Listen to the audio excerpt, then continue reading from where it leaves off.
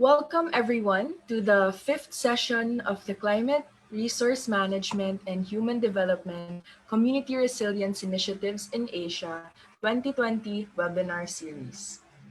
Our session today is broadcasted live on Facebook page of the Coastal Cities at Risk in the Philippines as seen on your screens. Please be guided by the house rules for today's session.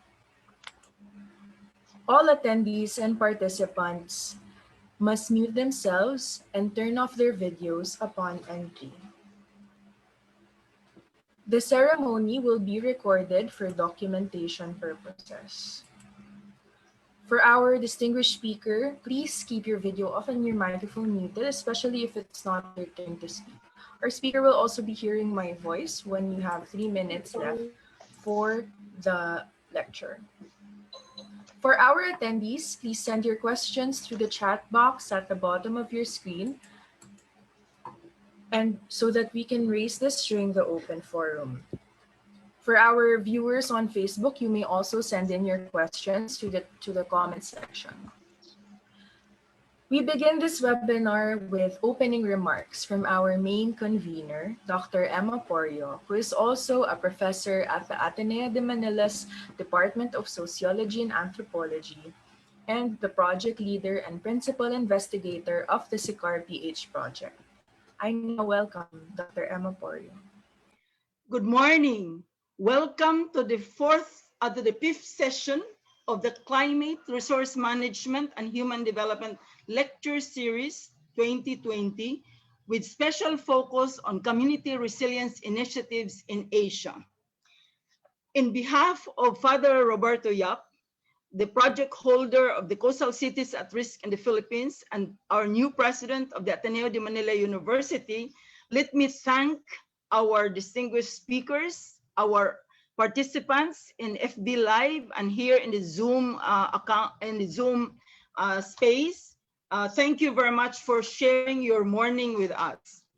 As I mentioned in the previous webinars, when we were planning this course, Resource Management and Human Development Field Applications for the Asian Peacebuilders program, we thought, oh, it's June, and in October, we should be able to take our students to our communities in Metro Manila and beyond.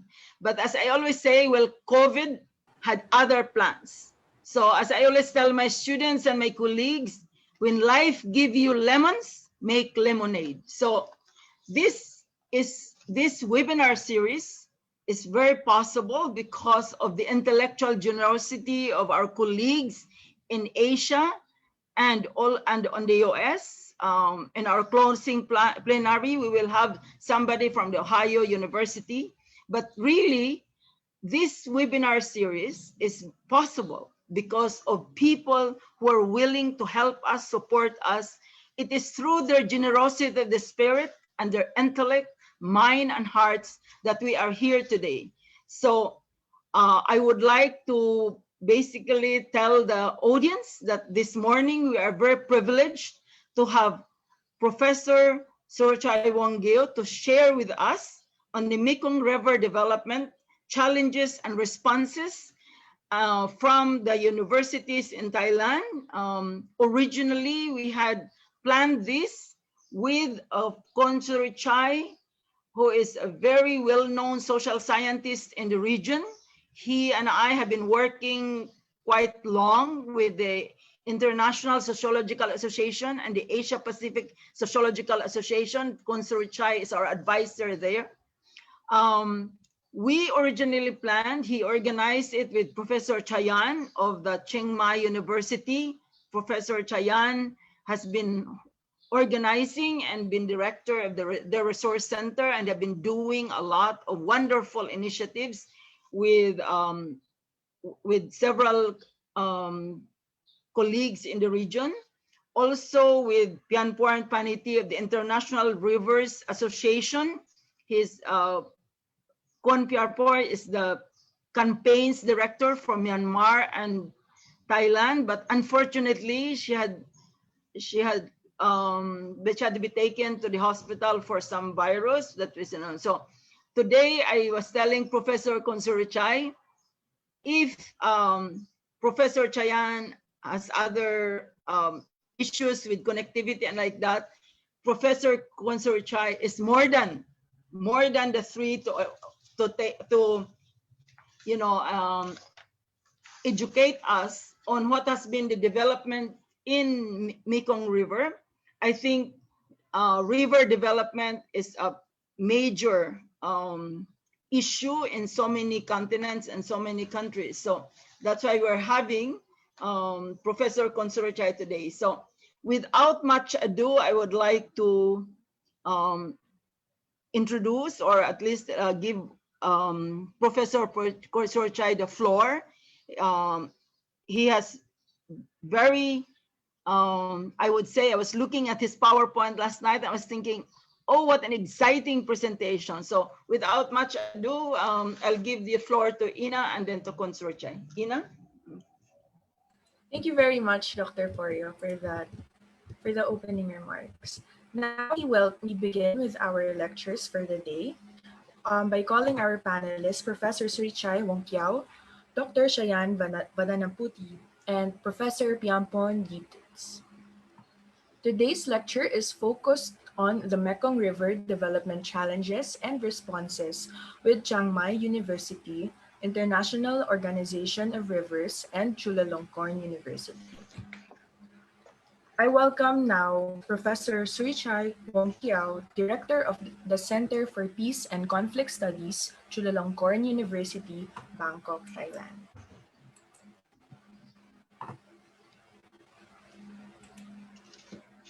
Unmute yourself, Surichai. You are on mute. Yeah, Surichai, you are mute. Please unmute yourself.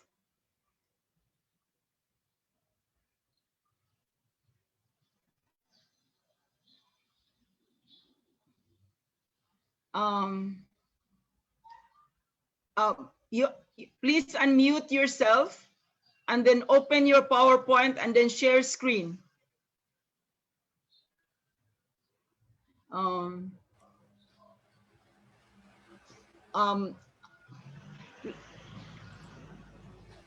Can you please?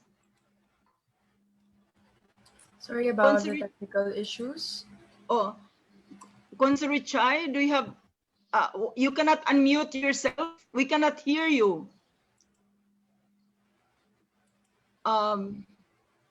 Ina, can you? Hold on. Surichai, please unmute yourself. Hello. Okay, Ina, can you? All right. Unfortunately, the hosts cannot unmute. We can just ask the participants to unmute. But for the meantime, perhaps we can invite the do you have the PowerPoint, right? No, Doc Emma. I know it was only sent to you. I was not able to. Yeah, I sent it to you last night. Anyway, Vivian might have. Viv, I do you have the copy. PowerPoint? Yes, I have the copy. Surichai, can you please unmute yourself? Can you hear me? Maybe he cannot hear us. Can you hear me? Okay. Sure, he's unmuted now. Okay. Yes. All right. I'm on now. Okay. Speak louder, Surichai, because we can. Okay, and then you open your PowerPoint and then you share screen. Someone has to do it. I don't know how to do it. All right. We were asking Viv to.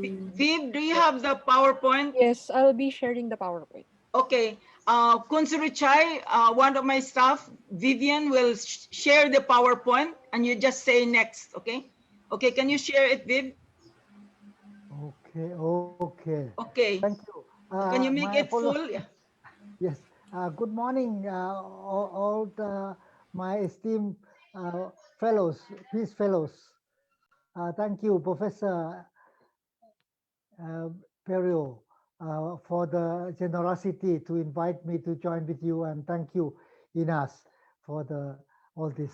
I I would, today we need to talk about some aspects of peacemaking which are not often related to our global discussion. But today, because of Professor uh, Emma, we need to really put ourselves in the context of the humans and the planet, uh, where we uh, have been the major users or exploiters of the planet. In that light, uh, but we also are learning about a lot of issues that we got impacted by our uncaring of the water, of the river, of the ocean.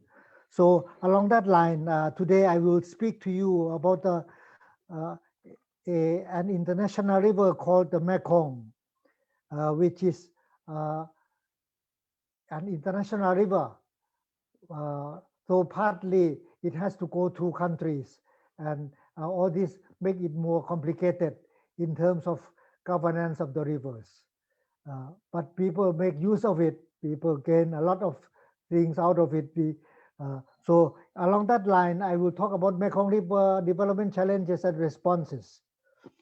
Uh, as already mentioned by Inas, originally we had planned for another two speakers, but because of health reasons and some emergencies, my other two colleagues could not make it. But along the line, I will make sure you also can get some access to related documents that may be useful to you. So we move to the first slide. In the context of climate, resource management, and human development, we rarely talk about how human development could be a part of bettering the environment, bettering how we can improve it by improving ourselves. I mean, human development uh, uh, was seen as a more in terms of skills, also in terms of education, to make more profit out of our time. But you see, in the world of limited resources like this, we put ourselves now in a context where COVID has become what has been realized these days, that it helped us uh, to get into a world where we did not expect to be uh, stopped or disrupted easily. But now many things have been disrupted, and but in terms of that disruption, there are also some breathing space for ecology, as breathing space for several things that were not possible under human pressure on the earth. So you see, we have to use this time to reflect on all this. Today I want to talk about this in the context of global imbalances and the issue of development, but we have been also in our region in Southeast Asia, uh, and also in specific countries, we have been experiencing with increased inequalities. For Thailand in particular, the not the absolute inequality statistics, but the speed of gaps in terms of inequalities in Thailand have been very great compared with many other countries. Before COVID, we have experiencing the concentration of wealth, and even with this reflection and with COVID, we are also uh, experiencing different kinds of uh, problems where things are not easily visible and not easily calculable in terms of income, but just to give the picture. So the violence that came through the word development in our context uh, in Thailand, in local areas of Thailand, and also along that line, we can imagine in our region.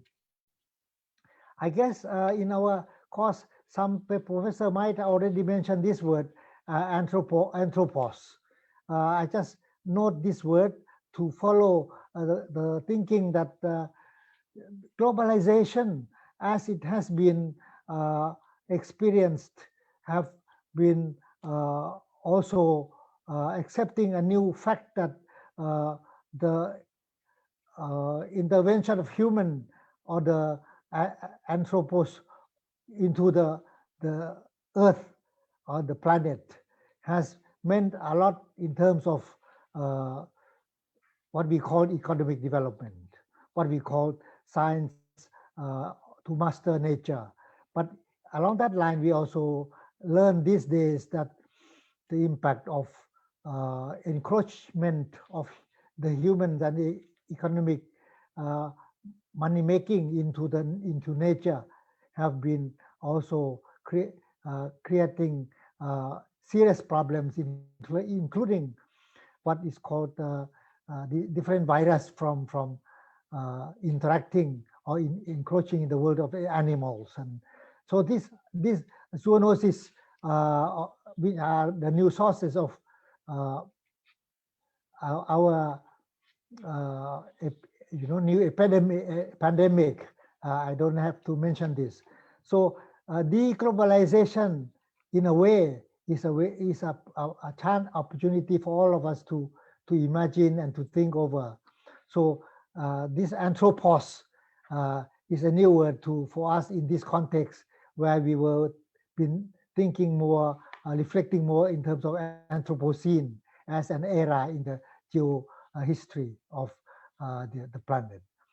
But all this make us to push into the more basic issues of life, the basics of life, of how to live. Means you have to eat, that is food, you need water, you need energy. So this kind of the basics of life relates all to the basic elements of nature, which I mean, in our lifestyle, modern lifestyle, and in many cases, super modern lifestyle, we have forgotten that the real issue are the basics in life.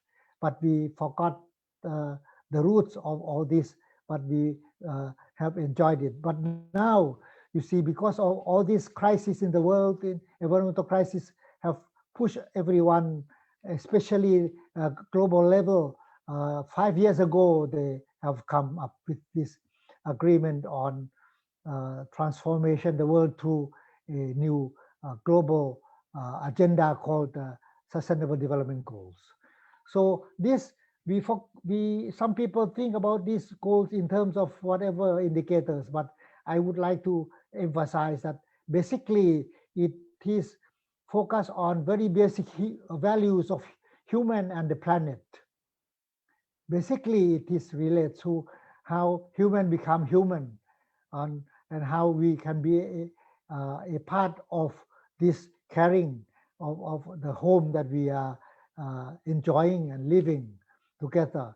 And without carrying all this, even socio-political issues make us so conflictual, and we forgot that by doing so we cannot really be happy, and we even make it more difficult for the next generations. So the peacemaking or peace building issues cannot only be limited to specifically the political in the usual sense, but it need to be related to the politics of how we understand ourselves in the world, where we are enjoying the basics from nature. And here I would like to put ourselves into the basic issue of the way we feel, the way and the scales of our feeling and thinking usually put ourselves in different geopolitical identity, or national identities, or passport identities, so to speak. But in fact, we are all first human, and then we become people of different uh, localities or different countries. So these scales of thinking and feeling, I think, are very basic to reflect on all this in the world where we have made the world so conflictual and so difficult. We move next to the slide that we, next slide, please. So we now bring you to this region called Southeast Asia, where you know, when I talk about the Mekong, Mekong River is the one of the longest river in the world. It is about seventh in terms of its length. The Mekong River originated from the Himalayas through Tibetan through part of China, through China, and through then from China to Myanmar, to Laos, northeastern Thailand, and Cambodia and Vietnam. So it goes to the ocean, to the Mekong Delta in Vietnam. So this river has been accepted as one of the most important international river, but because of its political context, you could imagine during the pre-Cold War, Cold War period, and as well as the post-Cold War, you can imagine that the Mekong River has really to come up with a governance issues only in 1990s, where for the first time Mekong River Commission has been institutionalized.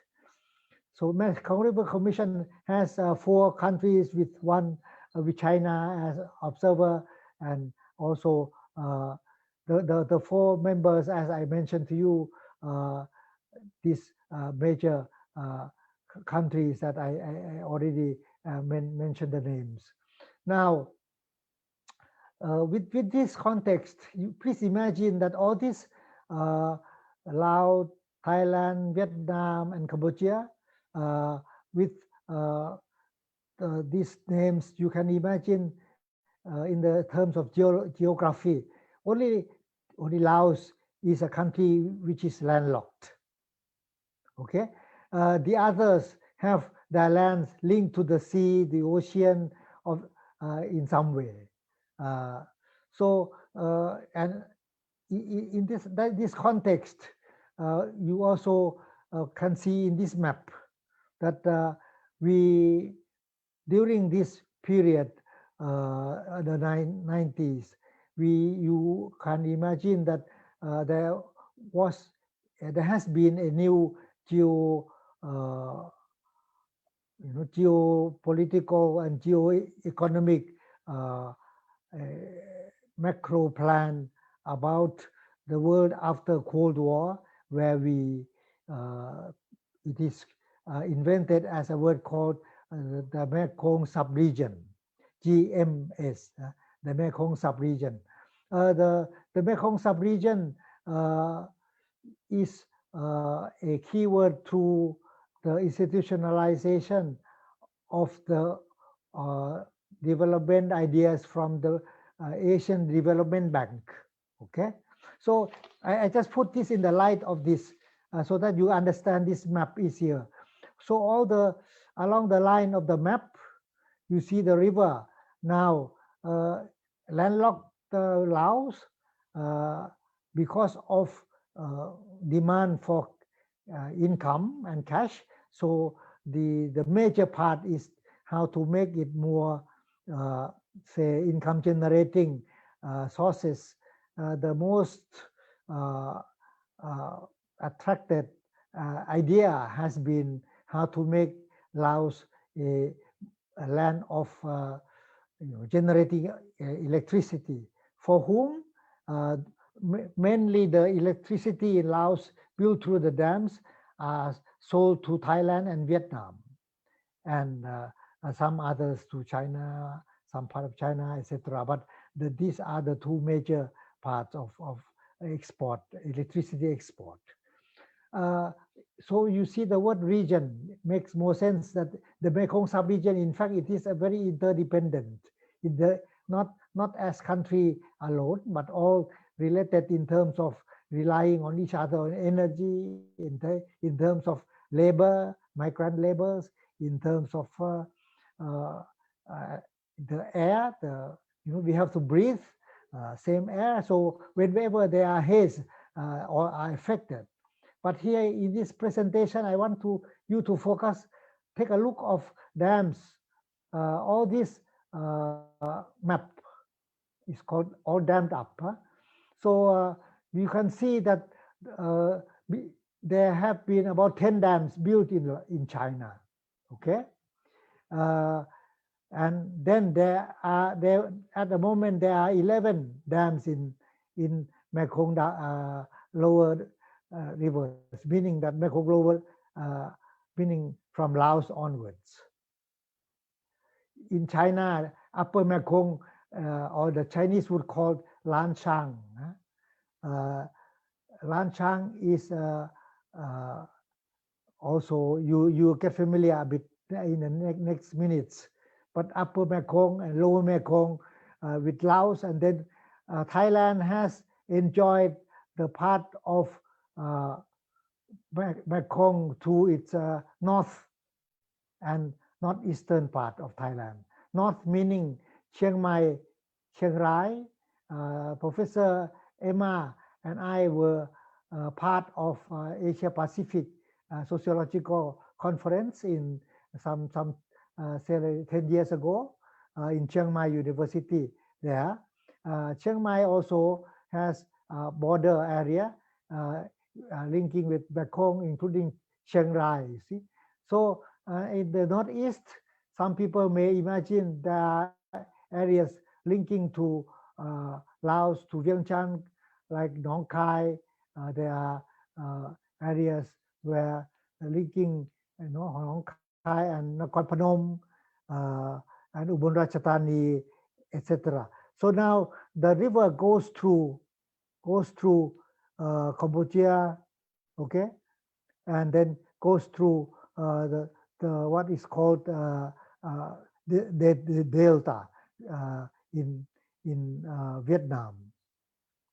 So at the moment there are even more, nearly 100 dam projects planned in Laos, apart from already built 11. So next, please. I just would like to say that for many people, I already mentioned Mekong River, we cannot waste the water, but bring the water to create source of energy. And by that reality, the Lao government has one specific national development strategy called Making Laos the Battery of Asia, the Battery of Asia. And you can imagine also it's a support from the Asian Development Bank. It is supported by the World Bank. So this development idea focusing on exploiting the geology of Laos and making it more income generation sources, it also come with some costs. I just talk now about the Mekong as another aspect of utilization, another aspect of human relationship to the Mekong, that is food security. So Mekong River is in fact one of the world's largest fishery source, inland fishery source. Please imagine that the long lifeline of the Mekong came to all the countries in the region. And you take a look of the fish that the children show. These are taken from the children who are familiar with the fish, and you see the big fish there. So this is a very familiar photos in the past. Now, please go to the next. So please imagine when I mentioned about 60 million population dependent on the Mekong in terms of fisheries. That relates to Laos, relates to Cambodia, relates to Thailand and Vietnam. But not all people in each country are dependent on the Mekong, because they don't have a very close connection to it. So that's why I mentioned the north and the northeast in the case of Thailand. But for Cambodia, the biggest lake, inland lake, called Tonle Sap, could not be realized as a lake and could not be realized as a source of the most important protein source for Cambodia without the Mekong. So, and also you could not imagine the Mekong Delta in Vietnam without the Mekong. So the lifeline of the Mekong means a lifeline of very productive river that bring all meaningful nutrients along the river. You see, in that sense, the food security issue in our region are so related to this context of Mekong in general. And the cash value of Mekong relates to from say almost 70 to 95% of rural rural households where please imagine the rural households are not only farmers, but they are also part-time fishing, and all this because of urbanization, they also have mixed occupations in different ways. Please go next. I said this along the realization that the Mekong goes through all these 4 countries in our Lower Mekong experience. When we talk about protein and when we talk about nutrition, for most people in our region, we cannot rely on the issue, only the other sources apart from the natural sources like the river. You can also, I think, friends in countries where you are having ocean and marine sources, you may have different sources of protein and nutrition. But for our region, the Mekong has been of such importance. Please move ahead. Next, please. So now, what happens to the food security issue when the Upper Mekong, or what is in Chinese it would call Lancang, But the word Lancang, may I inform you that Lan is a million in Thai language, in Lao language. Chang is elephants. So a land of million elephants. That's another word for the name of a old capital in Laos. but it's also Lancang is the name of the Mekong, Upper Mekong, which is in China. So please remember this word is used in this region, the southern China as well as in Laos and in Thailand. So talking about the dams, we have to learn that the impact from the dams built in Lower China came transboundary. And these transboundary impacts were not quite accepted, were not quite recognized, were not quite formally understood, maybe understood, but not well accepted in terms of international policy making.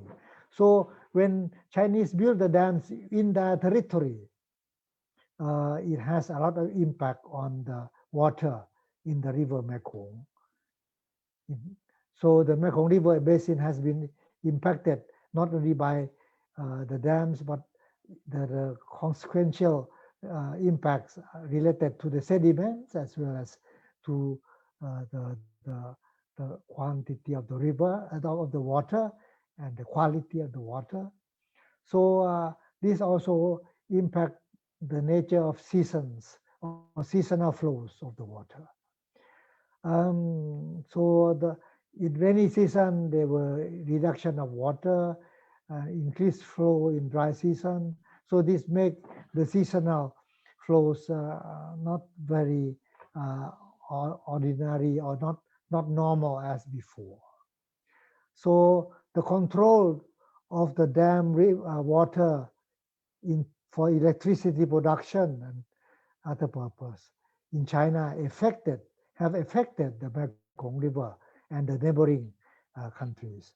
So this is from the Chinese dam. Among the 10, the bigger one is called Xiaowan Dam. You see this, the big dam here. Please see the next. Move, please. Next slide, please.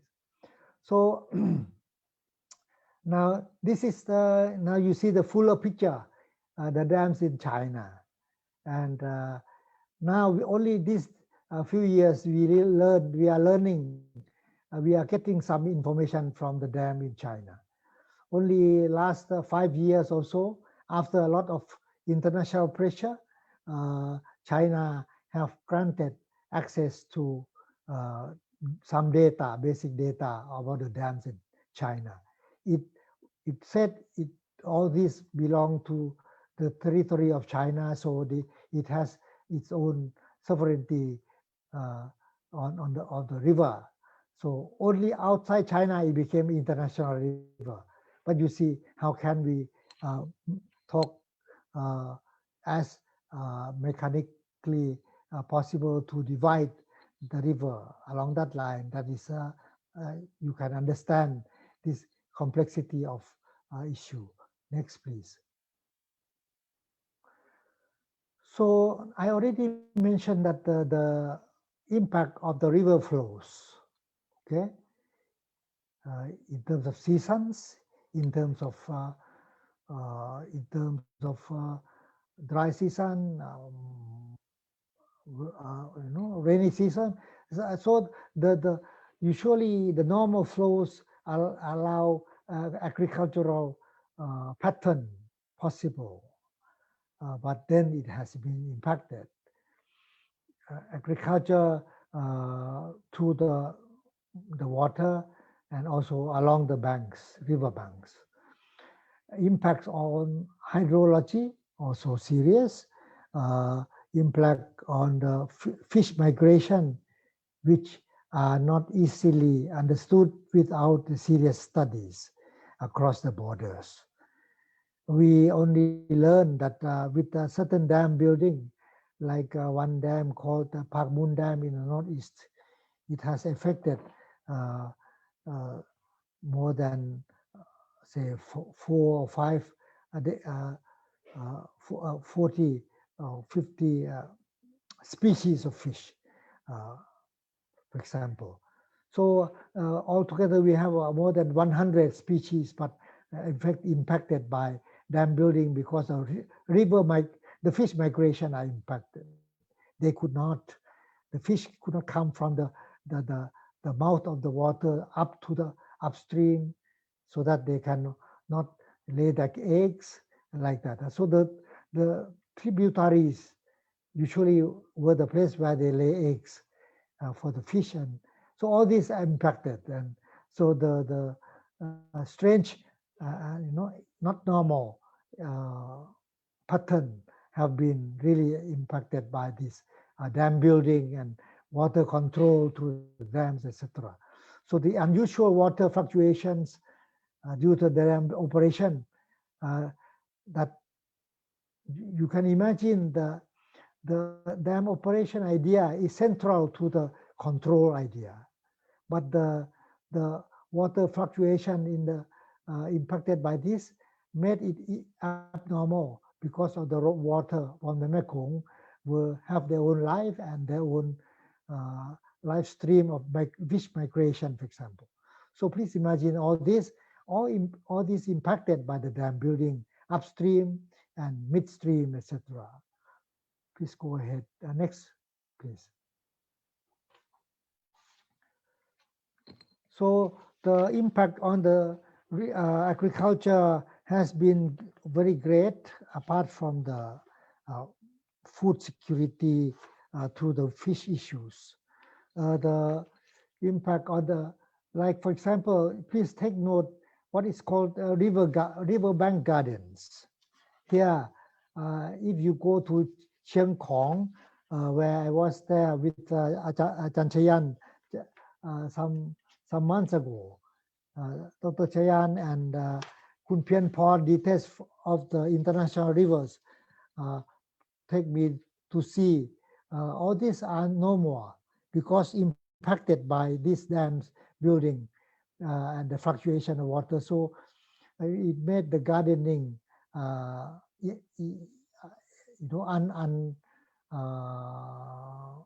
not possible because of the fluctuation of water. Suddenly the water came up very high, so all the planted trees and orchards ruined and destroyed.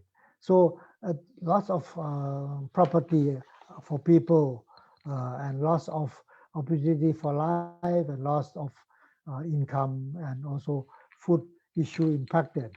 So this also relates to the reduced sediment loads along the dam.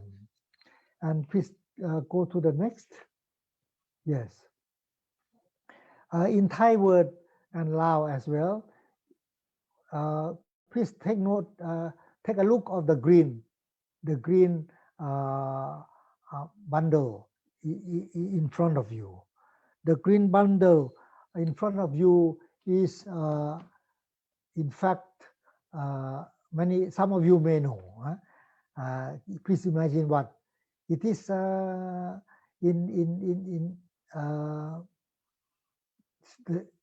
In the ocean, you would call seaweed, but this is a river from the freshwater river like Mekong, and it has been a very healthy. It has been very natural. It has been very meaningful source of food and delicacy from the Mekong. This is called Kai. And this freshwater weeds have been reduced, impacted so much because of the impact from the production. Excuse me, Surichai, can you speak louder, please? Oh, okay. Some people are asking. Yeah. I'm sorry. Maybe this should be close to my mouth. Yeah, is it okay now? Better. Sorry. Okay. So the green thing is freshwater weeds from the Mekong.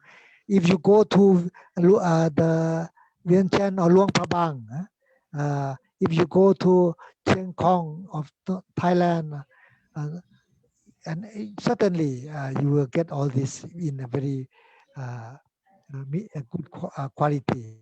But these days there are less of this because of the impact.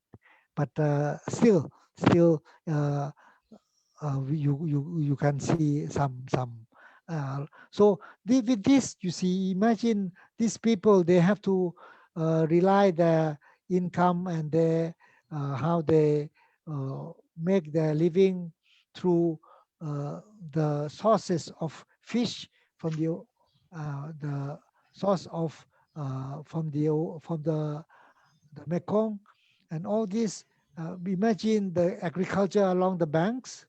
Imagine the pattern of agriculture along the Mekong River.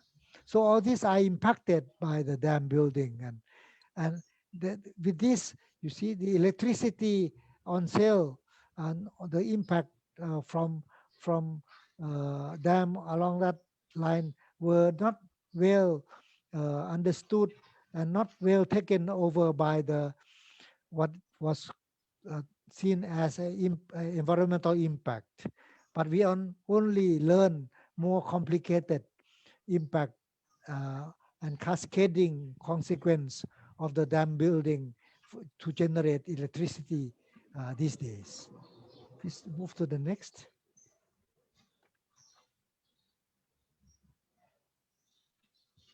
So with this,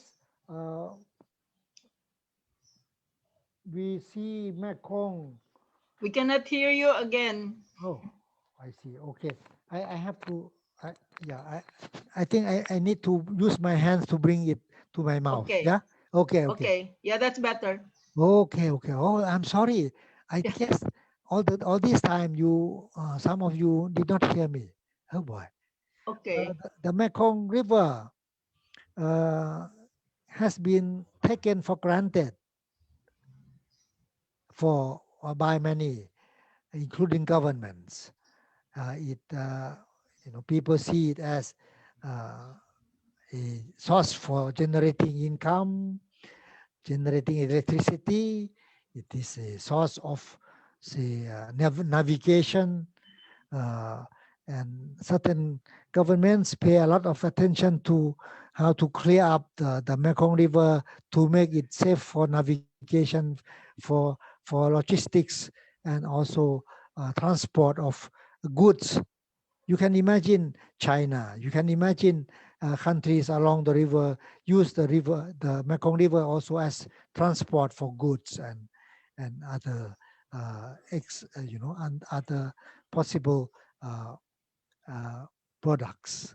So, and now these days you cannot forget tourism. So with all these ideas of money making, of these ideas of exploitation of the Mekong, have dominated our uh, perspective, our policy perspective on the Mekong. We have been experiencing only these a few years that the impact on food have not been neglected, and also because of people who rely on the Mekong in terms of food security, mostly not in the capital, are not the people who are powerful people. Usually there are communities along the riparian, along the rivers.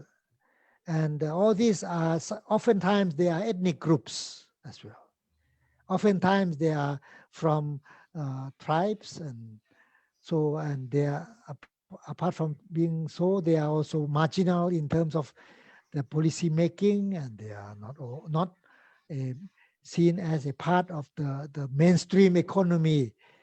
So with all this status of the geography, status of the communities, and also with the the limited understanding of the life with the river. So we made a lot of mistakes, policy mistakes, in terms of let the Mekong be decided by the say the government. But the government also oftentimes understood it from the metropolitan perspective, not from the local perspective. And also, although we have, I already mentioned to you about the Mekong River Commission, which was institutionalized formally in the year 1995, where there are regulations to use the river, but still the national sovereignty principle became a major reference, but only to make it more say deliberated effort.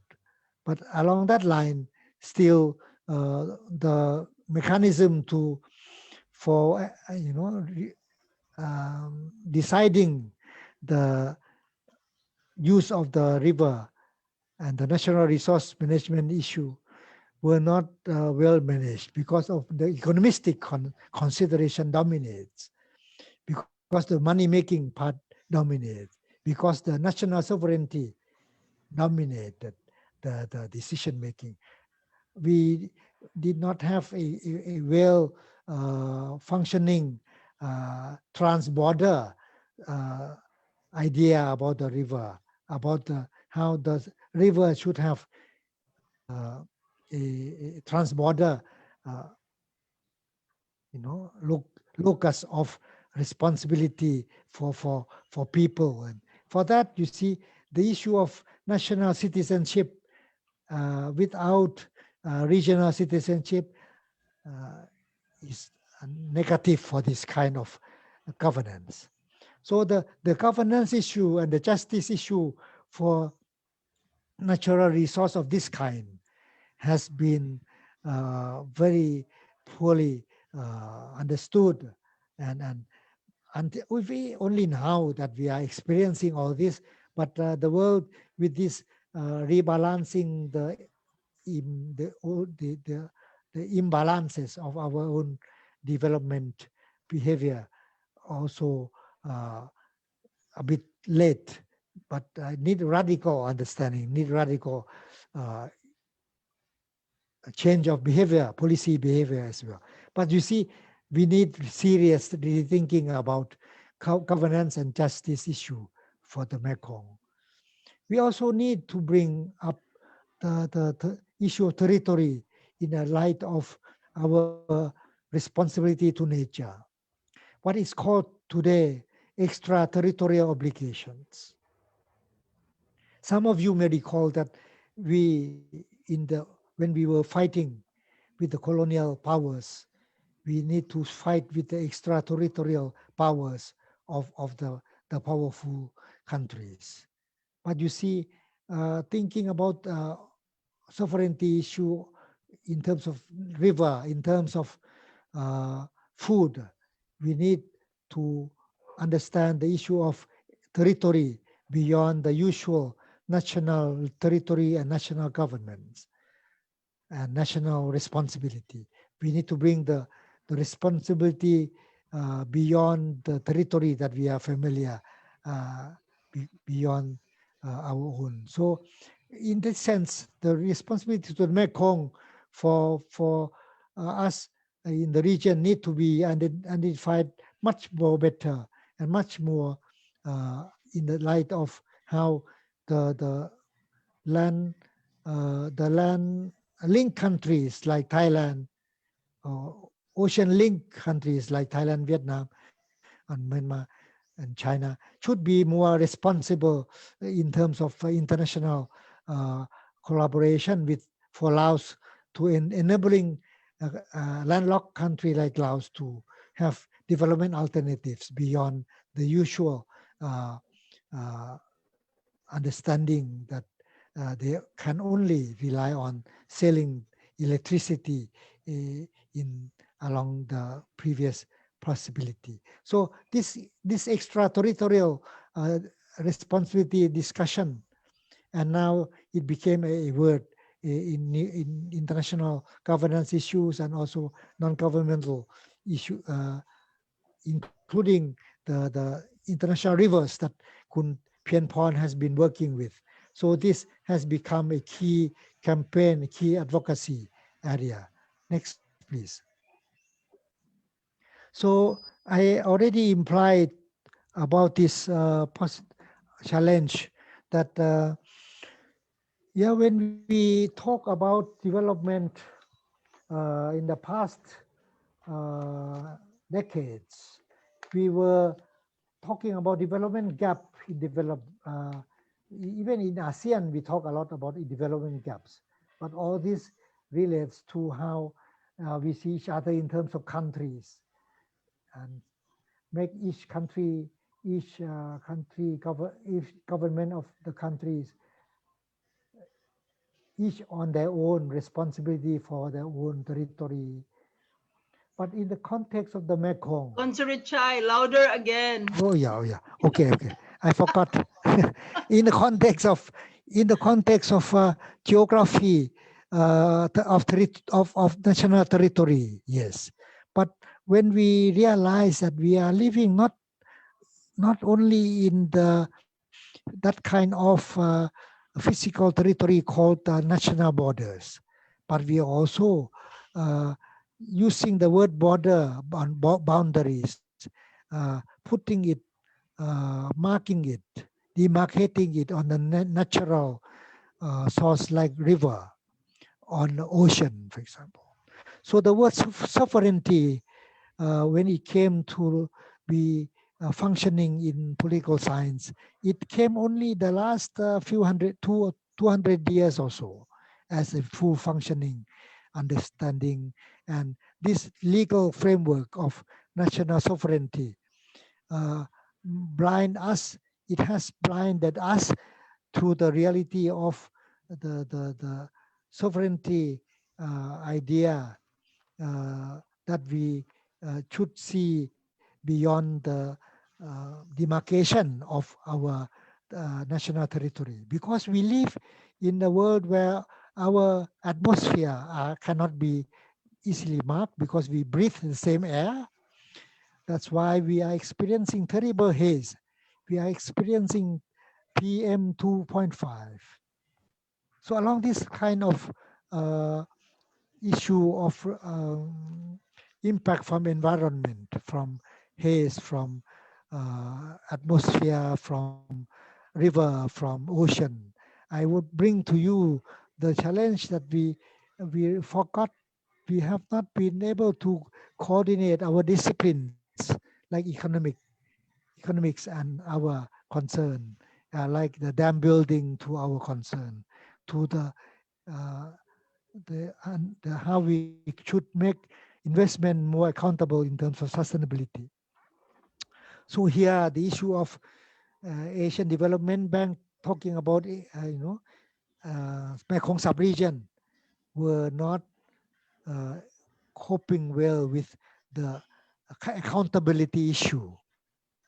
The Mekong dam building, came much more earlier, much more supported, but very poorly understood as linked to how the accountability issue of the investment should be and who are the stakeholders. So this regional investment issue, this investment into the environment and into the economic development of the mega projects were put into context of specific country geography. But I would like to highlight to you that even when we talk about corporate social responsibility, then that need to be put in the context of international standards. But yet, even the standard itself, not oftentimes come to terms with the social and environmental performance standards, and the transparency and accountability issue are often lacking behind. Now, I put all this in the light of the present. We are concerned with the issue of how to make our realization of unsustainable world in a more balanced way. But how to redress the imbalances, that is the core of the challenge for sustainable development goals, you see. So along this, what what does it mean, and how can we understand it? The issue of Mekong River Commission, the issue of the Chinese have their own framework called the Lancang Cooperation Framework.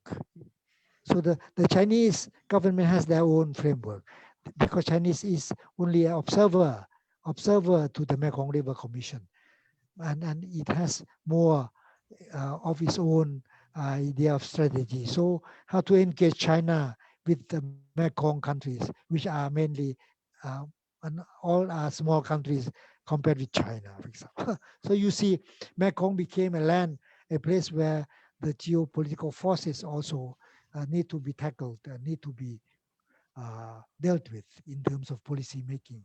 So in the light of this intra-regional, inter-regional investments, inter and intra, and Mekong as a place where a lot of mega projects going on need to be put in the context of governance and trans national governance and trans-border governance.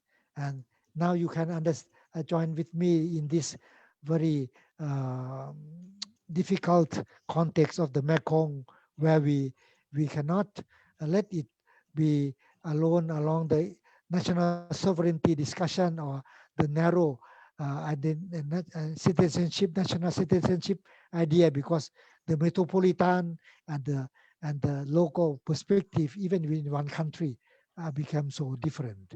So, but with our life dependent on each other, and mostly we are all dependent on nature, like the river and like the atmosphere. We really have to open our thinking, our skills of feeling and thinking broader than the usual, so that the peace issue, or the unstable security uh, in our life could be seen in the light of a more uh, peacemaking engagement with the broader development context. Next, please. So you see, I put this in the light of the SDG implementation. I am sure now in your course, and in the, because all of you are from the University of Peace, and all of you are engaged with our esteemed Ateneo de Manila. So the Peacebuilders program have been a part of this global understanding of peacemaking and peace keeping.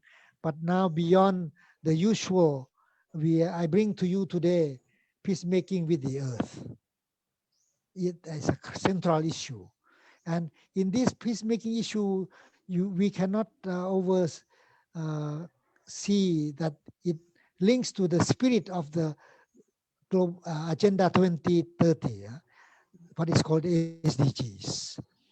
Now, I just bring to you the regional review of the progress, gaps, and challenges done by the United Nations CCARPH.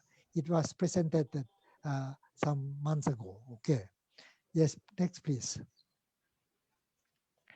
May I put to you how now the Mekong issue I discussed, the impact issue I already talked to you, and I also did some put it in the light of governance challenges to you. Now, if we see SDG as a instruments of governance, okay, if we see how the agreement on our future agenda as a instrument to regulate ourselves, regulate our economic big behavior, to be more friendly with nature, for example. So let's see how we have been doing. Asia Pacific region, okay.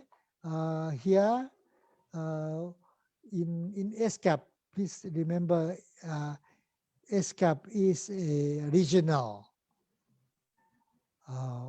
re grouping of countries in Asia Pacific. Economic Social Commission of Asia Pacific. Okay, and please take note that in light of this SDGs, you can see that if we rely on the indicators, there are some progress and there are gaps, and there are also regressions in our region. Okay, you can check easily in CCARPH website, but I take you to take a look here. If you take a look of reading the reverse trends, please read from up down. Hazardous waste generated or treated. Okay, forest area. These are the indicators. Okay, this is like 12 SDG 12, SDG 15, for example. Okay, I just go briefly, and to make you familiar, you can take a look later. All this forest area, all this water, permanent water body intent, all this relates to health, green gas emission, renewable energy share, ocean health index, personal remittance. Okay, but mostly the reverse trends. The reverse trends I want to mention to you relates to environment and health. Okay, mostly the environment and health are serious. Now, the possible, the positive ones are also okay, going on the light of the yellow. May I move to the next? Yeah, okay. Now, it is 2020, okay?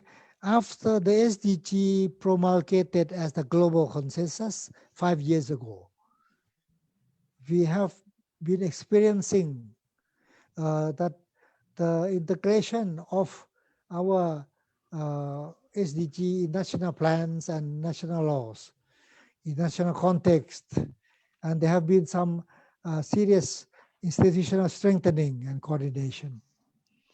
But the weak part,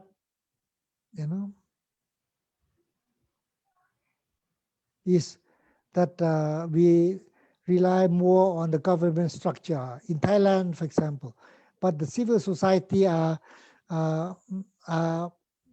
involved in different ways. But the governmental role has been the major part in this official institutional architecture.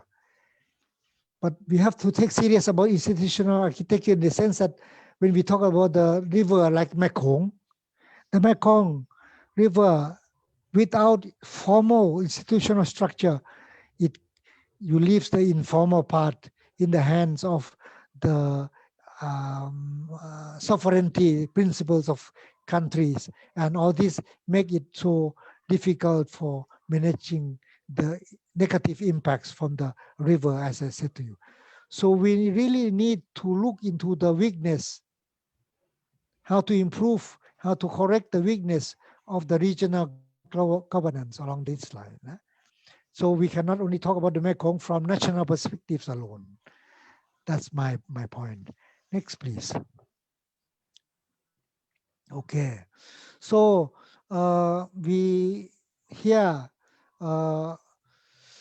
take a look in the global level of the governance of SDGs. Along the language of SDGs, oftentimes government take it into the approach through the ministries and sectors. So I would say it goes into the silo approach, okay? And this relates to the issue of with how to bring the regulation meaningfulness of the SDG really functioning. So I think it has been recognized at the United Nations that the at the core there is a committee of the experts on public administration to focus on how to make the SDGs and the Agenda 2030 even more organic, even more uh, integrated approach, even more meaningful together.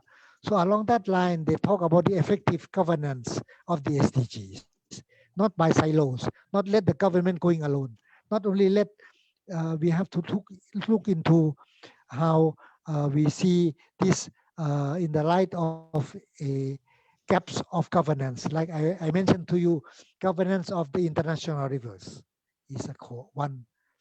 There are many other gaps, but I talk about here the Mekong River governance issues. So here I just bring to you that please take a look of these three pillars under the effective governance. I want to just mention to you that in many countries during the COVID-19, you experience the claim, the claim that for the sake of health security, you need more centralized authority. You need more power to the government to regulate. It is true. It is meaningful in some context, in specific areas of behavior, but we cannot take the governance issue only as a centralized command and control mechanism. We have to understand that not only the state, we need to understand the society as a part of the functioning of governance as well. So you see, effective governance does not mean, cannot mean as authoritarianism. It cannot mean a claim for a statist approach to governance. It needs to open up for meaningful word called effective governance. Take a look now. I elaborate through the effectiveness, accountability, and inclusiveness principles. Okay, so you can see through here, without collaboration, without sound policy making, government alone is not able to do it. Okay, without accountability, power at the center becomes so problematic. Okay, this happens in Thailand as well. This happens in countries in the Philippines, in whatever countries, even at the US. You can see from the election, in the USA this a few days. Okay, inclusiveness. Okay, so that means no one left behind, meaning you have to understand, we have to understand from intergenerational equity. We have to understand it through the region. So I just bring to you the three pillars of effective governance for the SDG.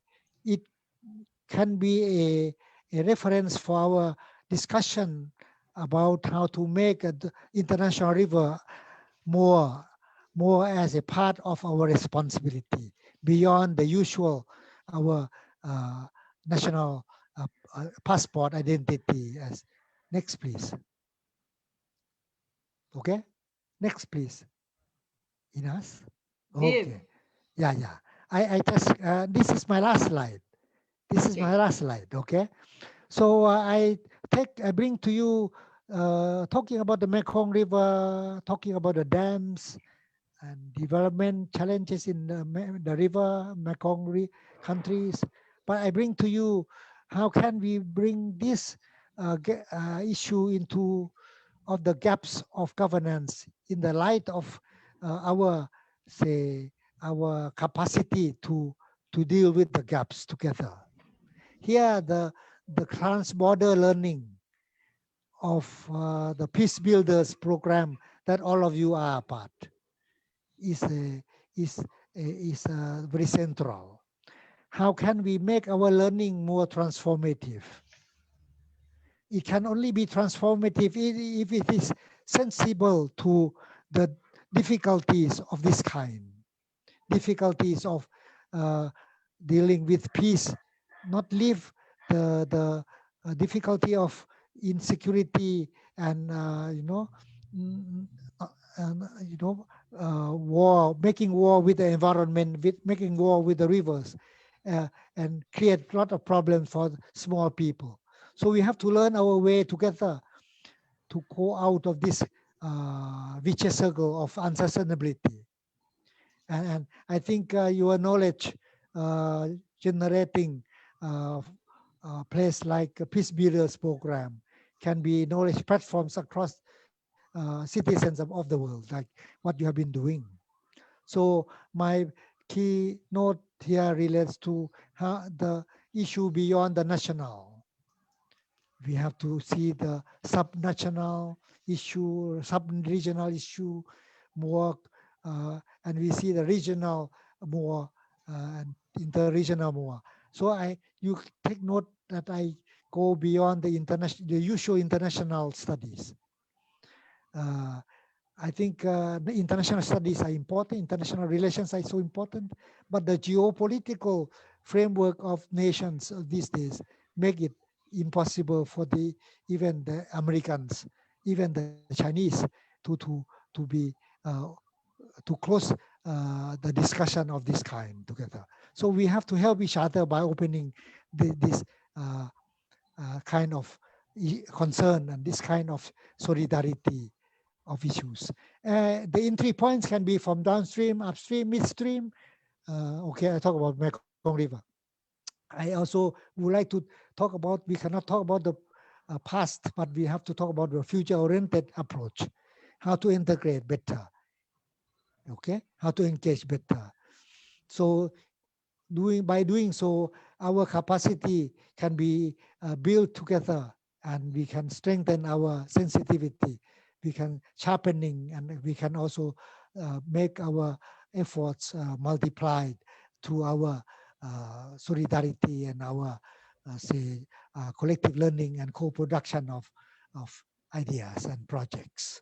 So I look forward for a more engagement with you because we need to see with these anthropos moments through the post-COVID. I'm not post yet, to the COVID context. I think in COVID context, make the uncertain world and expectations that we can get out of it so easily. But we have to get out of this one-dimensional concern of absolute power over life by central power, by strengthening the social power, social learning across the board, so that the local and the global could be linked by our social social life, social bring our discussion a part of our bridges into the future. So that's all from my side at the moment. Professor Emma. Yes. Ina? Thank you very much, Professor Wun'gaeo. We now move to the questions from our audience. We'll be receiving questions through our Zoom chat box and the comment section on Facebook. We also highly encourage our Asian Peacebuilder scholars to take part and send their questions for our guest speaker. This portion will be moderated by yours truly and Dr. Emma Porio. Okay. Yes. So we first call on the Shiori Matsumoto. No, Ina, could I say something first? Go ahead. Yeah. Professor Surichai, thank you very much. Do you remember our breakfast conversation in Gothenburg for the World Congress Sociology? And you were talking about regional collaboration, integration, knowledge production in the region. Do you remember that? And we listened later on to the panel of Ulrich Beck. I am very amazed that this running themes of collaboration, integration is still here. So thank you very much. Every time I listen to you, I always learn something new. So, and also I'm very happy that in our first opening of the seminar series with the international group of Mewako Hosuda, she basically titled her presentation as the imbalance between human and nature coexistence. So I'm very happy that your issues are right smack into it. So thank you. I'm very happy that you as we talked several that was 2 weeks ago, we were talking about the importance of talking about the Mekong River development issues and challenges, because the issue of building dams, the issue of protecting resources along the river lines for people living along the river lines and their livelihood is very important. So thank you very much, because it tells you that these issues of food security, ecosystem services, biodiversity really incrementally have shaped what I call the social ecological transitions in the region, and basically highlighted by the transboundary character of this issue. So I would like to ask my scholars and students in the Asian Peacebuilders program to please, highlight highlight these issues, as well as the connectedness of this to your respective country development patterns, as well as your own commitments. As I always tell them, Professor Surichai, we should be part of the broader movement to commit to a better future. So may I call on Shori first? She was the first one to put question in the chat box, and then later on I'll call on Joy. Okay, Shori, can you please ask Consori Chai, Hello? Yeah, Can louder. you hear me? Okay. Thank you, professors, for the insightful, comprehensive presentation on this issue. It was so interesting because I heard a lot about this issue from my mates. I mean from my cohorts, APS students, because they most of them, well, we all are from Asian countries. So now my question is, who should take a lead in governance for natural resource management, while the Chinese government has large impact in the region? Thank you. Thank you, Matsumoto-san. Thank you for your Shori, Yes. Professor Surichai finished in University of Tokyo. 僕は元 Wow, 日本留 really? 学生でした Sudai. よ。 Yes.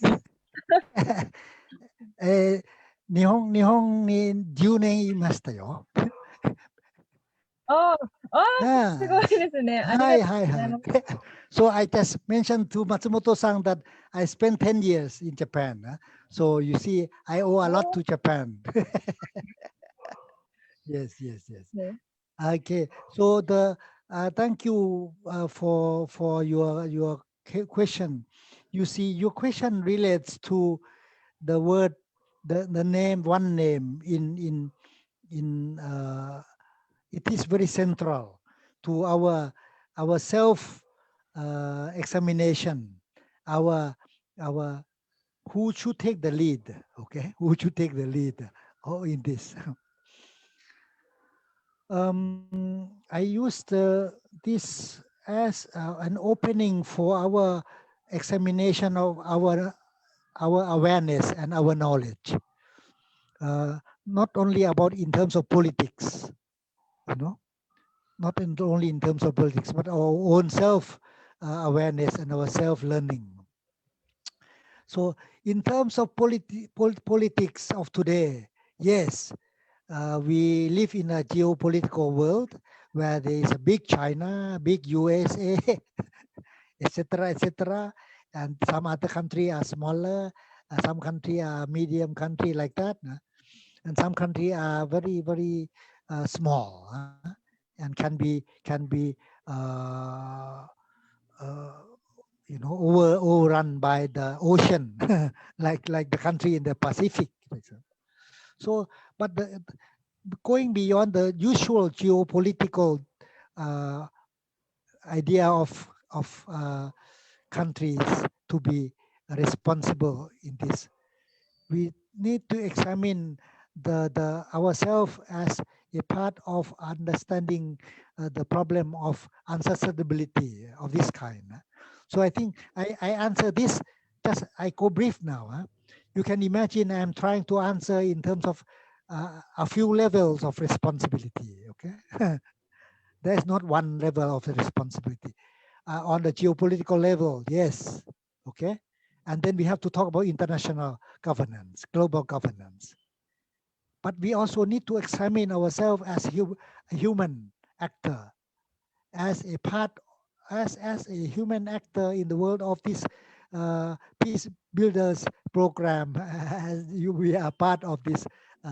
So along that line, what I learned from Japan, some when I was a bit younger, I was there some 50 years ago. 50 years. I was there in 71. Okay. 71 to 78, and then I was there on and off. So I spent some time. I owe a lot learning that you see, I went there as a Thai, but I came out as some a human who feel that I am partly Japanese, partly partly East Asia, partly Filipino, partly Korean, partly Chinese, whatever. You see, so I learned. I made a lot of friendship over there. So I just opened this part of cosmopolitan sense of responsibility in our human acting experience. So here you can understand who should take the lead. Who should take the lead? I think all these levels should be seen as possibility for taking the initiative. Certainly, certain people are more responsible because they have created a lot of problems without caring, without considering it. So I think we need to bring them to accountable spotlight. Yeah, accountability spotlight. Along that line, I think the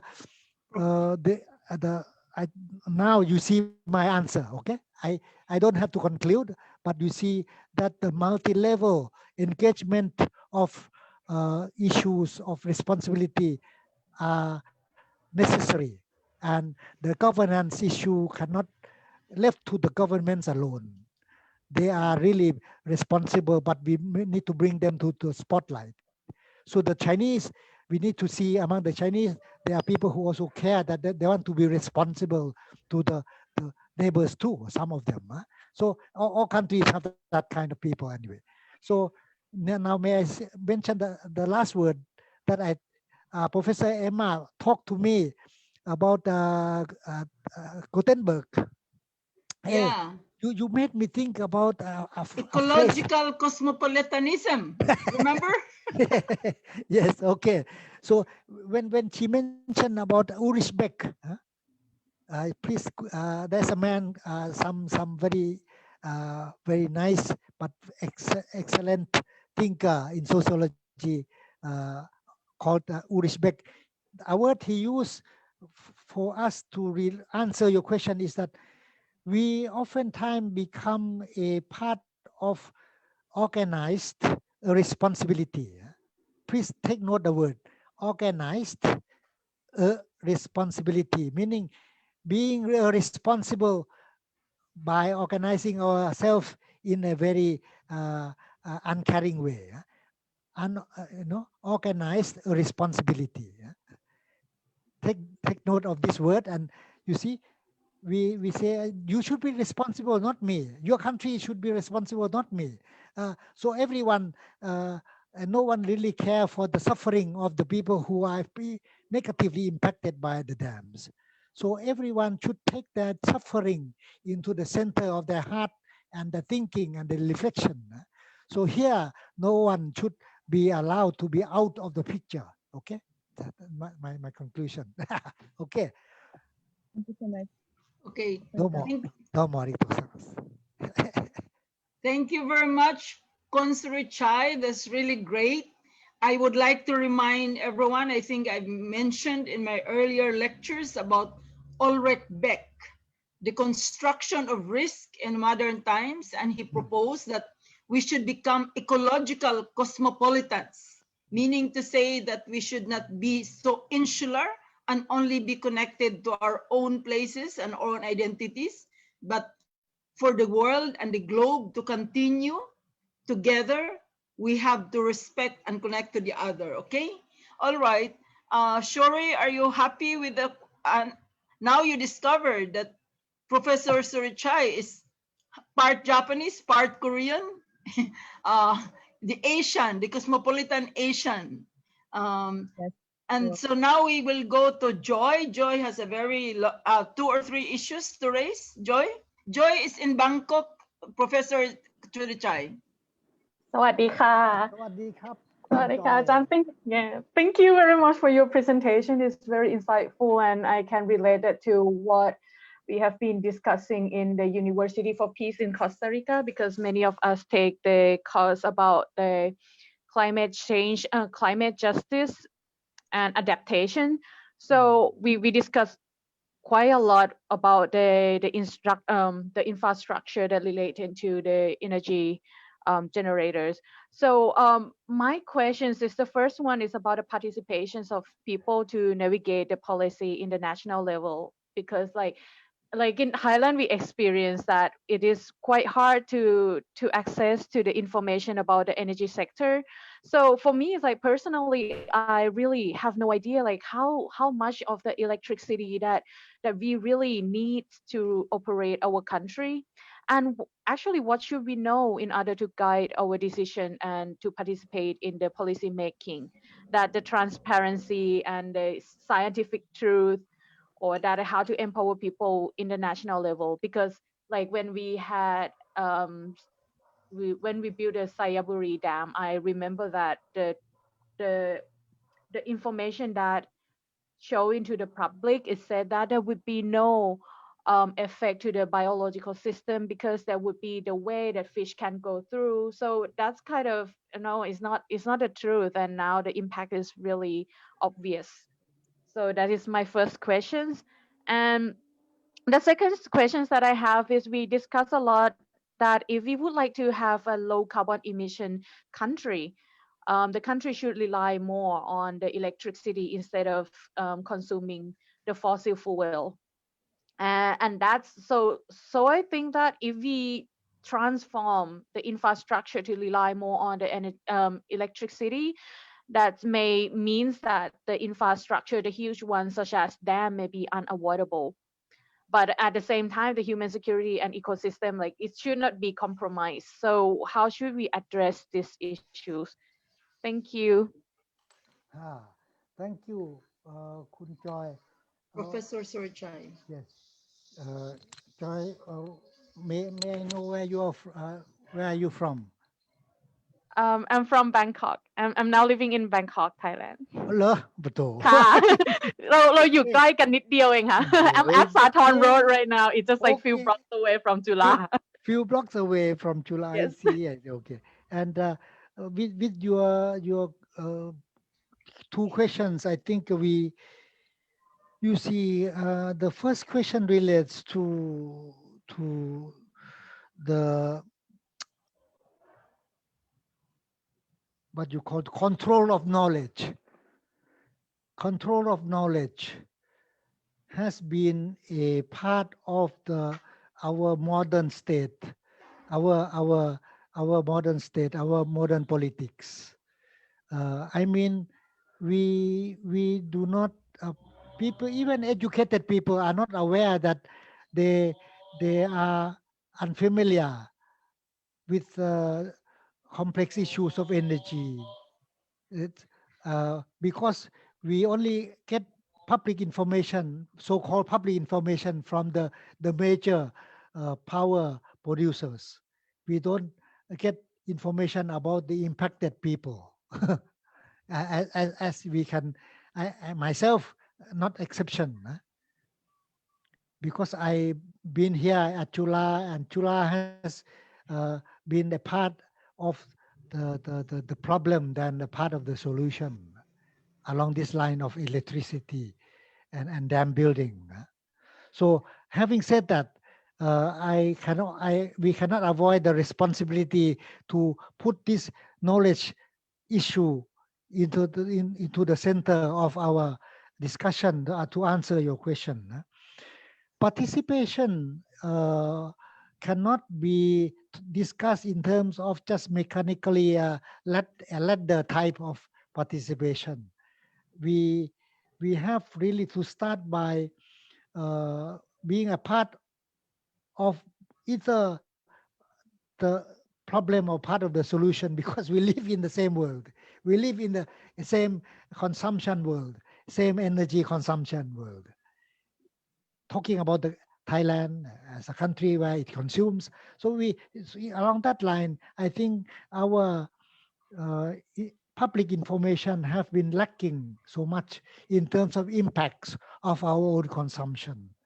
And we have not been able to really make it a part of attraction for our generations. So maybe even to start with bringing the problem into the picture of our information can help us to open our hearts to listen to the impacts. At the moment, people are not even willing to open their ears to listen to the impact because they're just happy consumers. Yeah? So even the people in power, they also want to manage it in what they call peaceful way, so that the question about the power should be understood only from one angle. Maybe you should connect this to the current demonstrations Sure, in sure, sure. Surichai and Joy. That's what I am looking at Kunjoy to help me. Yes, yes.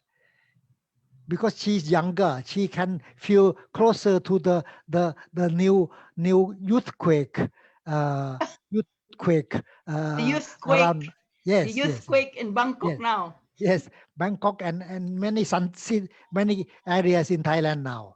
So I mean, bringing this to the light because the young girls from Chana, for example, there's a young Muslim girl who want to live with the ocean, with the sea, with the fish, with the families.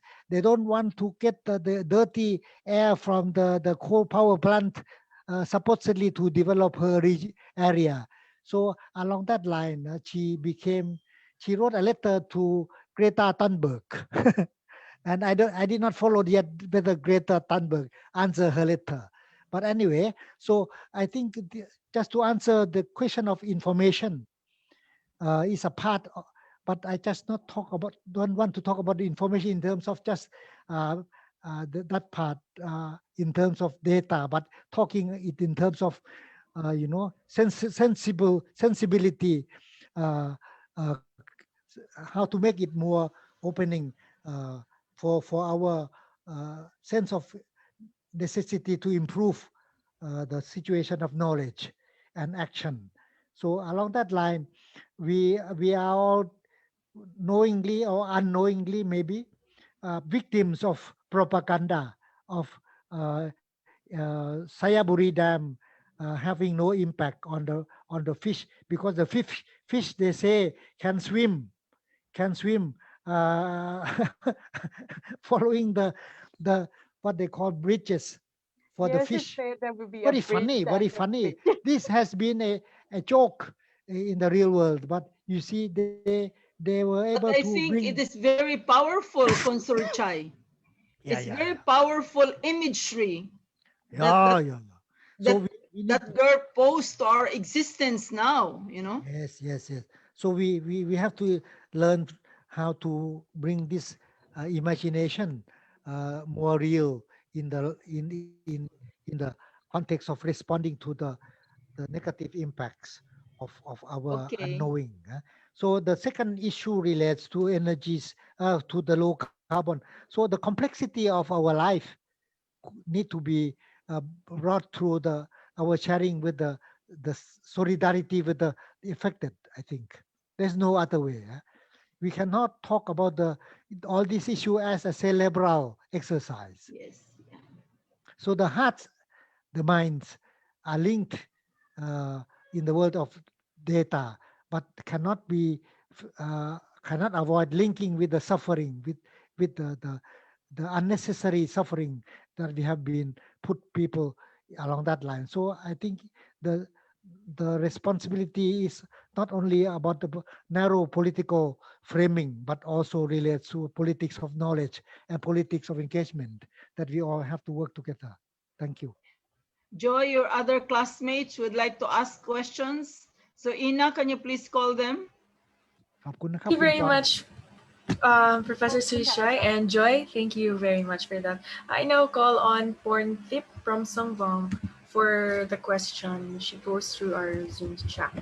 อ้าวคุณพรทิพย์ Are you?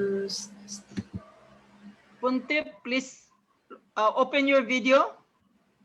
Show your, identity and beauty to us. Okay. Hi Professor Surachai สวัสดีตอนเช้าค่ะ สวัสดีตอนเช้าครับอยู่ที่ไหนครับ Where are you?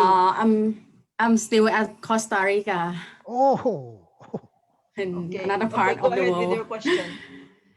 So my question relate to theory, but I think you already addressed in some issue that we all in all level that we should have like start from ourselves having self-awareness and also in the regional level and global level. So maybe I would skip to my second question about since I'm really interested about migration, and now we have seen many people displaced from their country or their area because of the natural disaster. So I would like to ask due to many adverse impact from the Mekong River issue, do you think this can result in the internal or external migration in the future? Okay. Do I think what would you say the Loud. last two Wait. sentences again? Surichai, put your speaker near to your. What is the please say the two sentences at the end again? About environmental So- migration. Yeah, environmental migration. Oh Yes. boy, oh boy. I cannot easily imagine a world that we will be the migration will be the same. Will be the same, but we cannot. When having said that, I mean the disruption from the COVID experience make it possible that we need to imagine how the world of migration, cross-border migration, and also even cross-regional migration will be shaped. I don't think it will stop. Migration will not be stopped, but it need to be navigated through all this complexity of how we understand the impact. So having said this, I think still the issue of people impacted by environmental issues will not be easily reduced. They even still complicated more.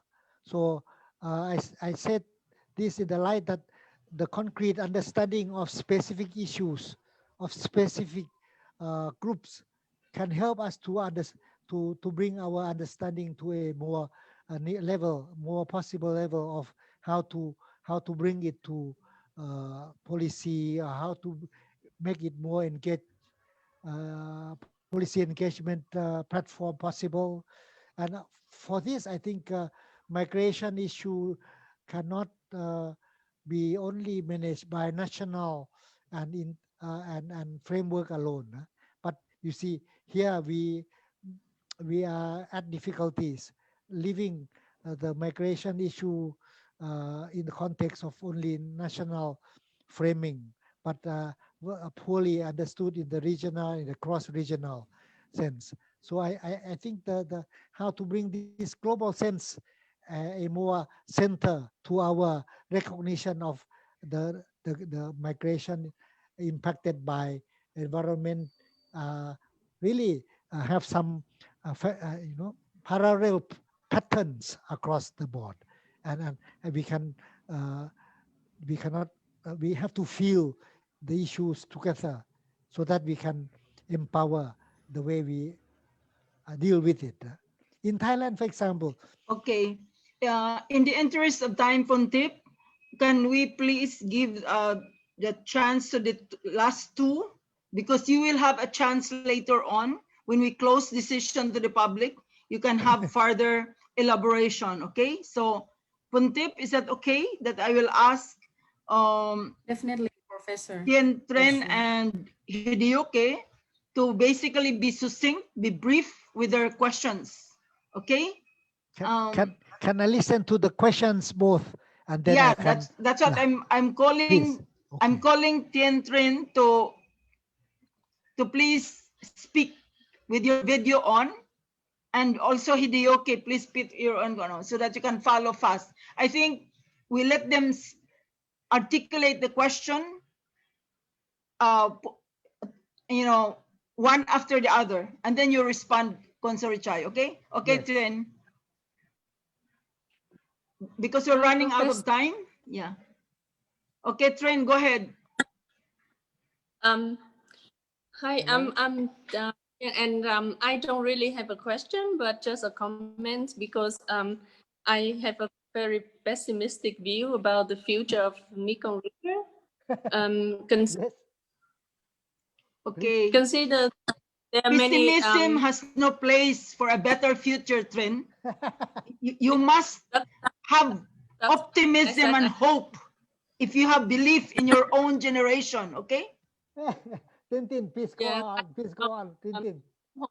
For this issue because we all know a lot about the impacts and the bad things, but we really don't have a good solution. So, but thank you to Professor Surichai for so suggesting that beside the level of the government and international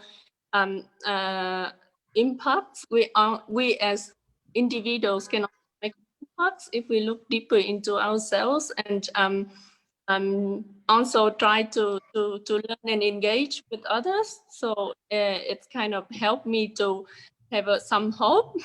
Yeah. Yeah. Smile. Oh, that's Yeah, good. That's good, Tien. Yes, and your okay. Are you finished? Can I ask Hideyuki to pose her question, please? Yes, because yes. we're running out of time. Okay, Hideyuki. Thank you, Tien. Thank you so much for your presentation. I understand the negative impact of the dam construction on economy and biology and food security. But for the government of Laos, which is landlocked with tiny territories, what could be the realistic alternatives to secure their stable energy resource and national budget? Because Laos have been in a low political and economic position for long years, in my understanding, and they don't have much choices. So what could be the other choice? Thank you. Professor Surichai? Yes, okay. So very please good put question. your speaker near your mouth, please. Okay. Thank you, Tiantin, and also Hide Yamasaki-san. Thank you. I think the concern, both of you, in the real world, in the realistic discussion, we cannot say we don't have any sense of pessimism. I share with you that the realism dominates our hearts and our sense. But you see, because there are people who are suffering even more and more to come if we do not really make some openings in our heart and mind. So in that sense, the word realism cannot be the only word that when you use the word realistic choice.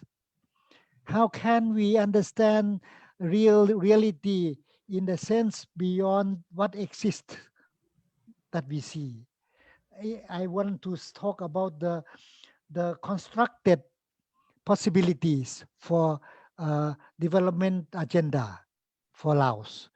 In fact, every country do have people who think beyond the existing possibility because they cannot really cope with the existing choice that imposed on them. So I talk on this, talking with Laos as a landlocked country, as you said.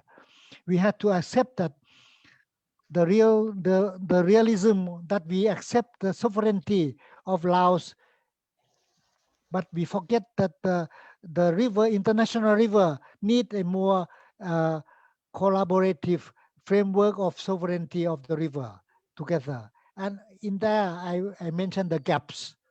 And we all who enjoy the river cannot forget that we have a responsibility to Laos as well. So I am interested to frame the future possibility along the framing of our collective responsibility to discuss about the future development scenarios for Laos beyond the usual battery of Asia, for example. So for that, even we need to build dams, we don't have to build that many. Even if we have to build dams, we can take of the issue of dam building in the context of regional framework of economic development possibilities, which are more friendly and more collaborative in terms of sharing the issues together. So I think the more regional integrated framework can help to frame it. But for that, I think talking about Japan, talking about the region, we all need to frame it beyond the usual. If we leave it to the geopolitical powers, I think there's no future. So pessimism is already around, but if we have some hope and we have some hearts to share with the suffering, I think we need to push ourselves together so that we construct a few more meaningful choices like tourism, more ecological tourism, more engaging with a different usage of our resources in a meaningful way together, and also more jointly responsible framework for Laos, for example. Because Thailand, for example, have enjoyed a lot along that line, but I think we have not discussed this yet. Thank you. So I thank you, Kun Pontip and Hide Yamasaki-san. Thank you very much, Professor Surichai, and to all our students who posed their question to today's lecture. We learned a lot in the comprehensive discussion about all the issues in Mekong River and beyond these. So to officially close today's session, we call back to the floor Dr. Emma Porio, main convener of the Climate Resource Management and Human Development Community Resilience Initiative in Asia 2020 webinar series. Dr. Porio. Thank you, Ina. Professor Surichai, thank you so much. I really want to thank you and the Asian Peacebuilders program. I know you've been advising them over these years. So thank you very much for calling attention to the transboundary issues of food security, livelihood, human security and development that binds us together. It should not fragment and divide us, but as Asians, we should be connected to each other because our future will be dependent on what we do and what we do together. It will also be determined by what we do not do together. Okay, so thank you very much. I would like to thank also our partners at the Department of Sociology and Anthropology and the Political Science Department, Dr. Diana Mendoza and Oliver Quintana and Joel Canoday at the Sociology and Anthropology Department, and most of all, to our private sector partner at the National Resilience Council of Antonia Yolo Loizaga, who's the president. She will be joining us on the closing plenary on November 12, together with Dr. John Fritz of the Ohio State University. So thank you very much. Also, I would like to call your attention to our program that we have announced in our website of the Coastal Cities at Risk. We have also, for those who are on FB Live, please look at our programs for the next, tomorrow we will have actually Rosalia Shortino of the Southeast Asia Junction based in Bangkok, and works very much with Surichai and other Southeast Asian,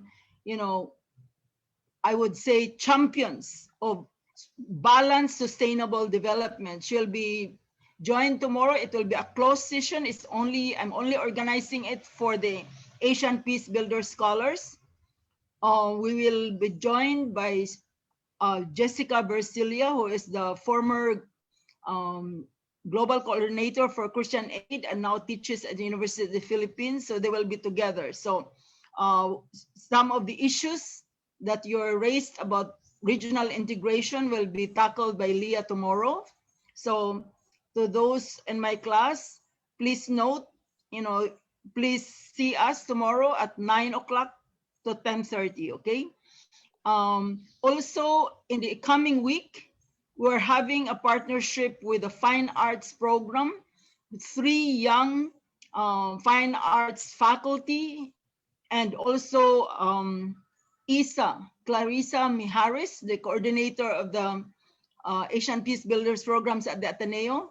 We are basically saying that the humanities, humanist anthropology and the fine arts, they can really help us in articulating the issues of resilience, the issues of sustainability, and what does that mean in terms of crafting solutions at the community level, and working with the community and the people, utilizing humanistic tools like performance, arts, and the like. So for example, we have Alfred Marizigan from the Fine Arts faculty will be talking about the garden as a space of resistance. It's based on his work with indigenous peoples. And also we have Laura Kabuchan, who will be talking about community-based arts as a vehicle of change. And then we will have Isa Mijares, who will be talking about, pagbaon sa pagbangon. His based on her work with the communities, vulnerable communities in Camarines Sur and also here in Manila, on how we can use performing arts and other humanistic tools to engage the youth and community. So thank you very much. And then the following week, our final week, we will be as I mentioned earlier, we'll have the closing plenary with the National Resilience Council and the former president of the International Sociological Association Clinical Sociology Division. Professor Fritz authored or edited a book in 2014, and he's revising it now on community interventions for clinical sociological interventions for social change. So thank you very much. We would like to thank again Professor Surichai for his excellent presentation. And Professor Surichai, please give my regards to Kon Pianporn and to Professor Chayan. I am very impressed with his work here in university at the Resource Center. I mean, too bad that they couldn't join with us, but there will be another time, perhaps next year, okay? All right, thank you very much, Ina. You officially close, and the students remain we will have a private session with Professor Surichai, okay? All right, Ina? Thank you, Doc Emma, for that. So thank you to all the attendees. We will truly appreciate your feedback for today's proceedings. So please send us your comments through the evaluation form at tinyurl.com/crmhd5-eval. So we look forward to seeing you again, as mentioned, and the registration links are seen in your screen for our next session. With that, we now officially close today's webinar. For students who are not part of the resource management